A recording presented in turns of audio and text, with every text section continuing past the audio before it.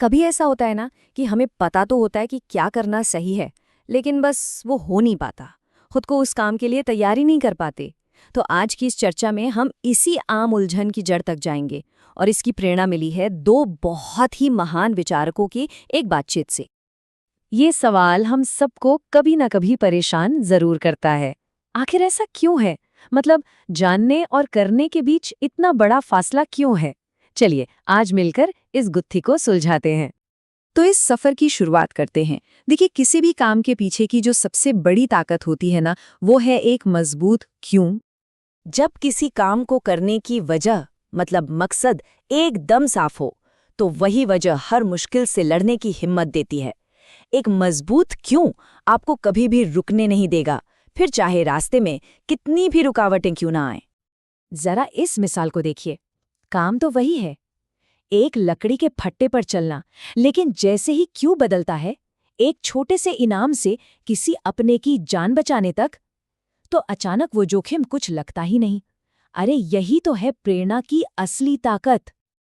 अच्छा, तो एक बार जब हमें हमारा क्यों मिल गया, तो अगला कदम क्या है?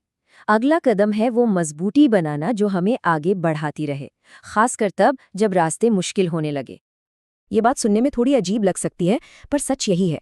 जहाँ कामयाबी हमें आराम देती है, वही मुश्किलें, असली मुश्किलें ही हमारे कैरेक्टर को, हमारी हिम्मत को बनाती हैं। तो यहाँ पर न सफलता और संघर्ष का फर्क बिल्कुल साफ है। एक तरफ कामयाबी है जो कई बार दिमाग खराब कर देती है, हमें आराम पसंद बना देती है और हमारे अंदर एक ईगो ले आती है। वहीं दूसरी तरफ जो संघर्ष है, वो हमारी असली ताकत बनाता है, हमें सहनशील बनाता है और हमारे कैरेक्टर को गढ़ता है। और लंबे समय में यही सबक ज्यादा काम आते हैं। इसे ऐसे भी समझ सकते हैं कि जिंदगी की शुरुआती मुश्किलें हमें एक तरह की मेंटल और इमोशनल इम्यूनिटी देती हैं, जो हमें भविष्य में आने वाली बड़ी से बड़ी मुश्किलों के लिए तैयार कर देती हैं। चलिए अब वापस उसे पहले सवाल पर आते हैं कि अगर हमारे पास एक मजबूत क्यों है और हम ये भी समझते हैं कि संघर्ष हमारे लिए अच्छा है, तो फिर भी असल में हमें एक्शन लेने से रोकता क्या है? देखिए, दुनिया भर की जानकारी का कोई फायदा नहीं अगर उसे लागू करने की हिम्मत ही ना हो। जानना एक बात है, लेकिन करना ही सबसे जरूरी है।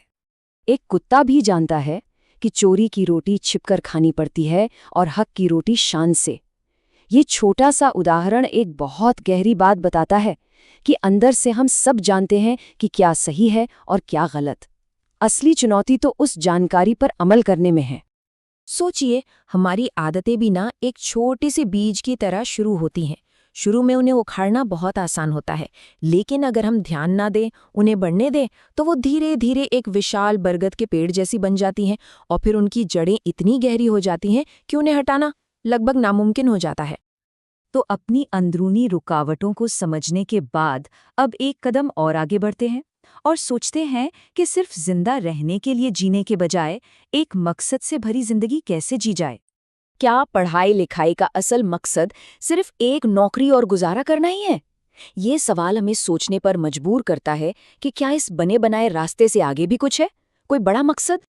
यहाँ पर सोच बदलने की जरूरत है। सिर्फ हालात को झेलने वाले नहीं, बल्कि कुछ नया बनाने वाले बने। अपनी काबिलियत का इस्तेमाल दुनिया को कुछ देने के लिए करें।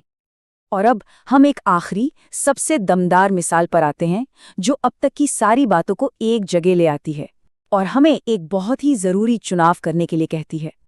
तो हमारे सामने दो रास्ते हैं, एक सर्कस के शेर की सुरक्षित प्रेडिक्टेबल जिंदगी, या फिर जंगल के शेर की चुनौती भरी लेकिन आजाद जिंदगी।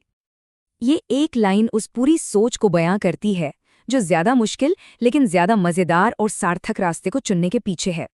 तो आखिर में सवाल बस इतना ही है, सर्कस या जंगल? ये वो फैसला है जिसका जवाब किसी और के पास नहीं, सिर्फ हमारे पास है।